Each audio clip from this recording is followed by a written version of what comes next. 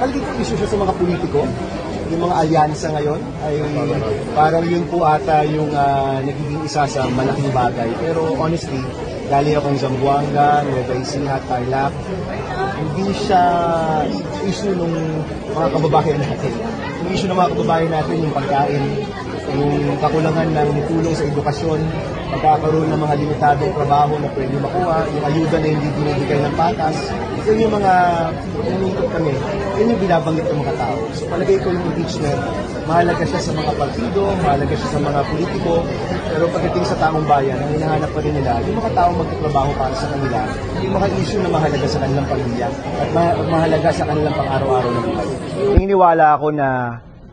Naniniwala ako na dapat matuloy yung impeachment trial. Yung mandato, tungkulin at kapangyarihan na nakasaad sa saligang batas ay nasa Senado at walang iba. Handa na kaming dinggin ang lahat ng ebidensya para makapagdesisyon ng patas bilang mga hukom, kaya dapat ituloy na yung impeachment trial.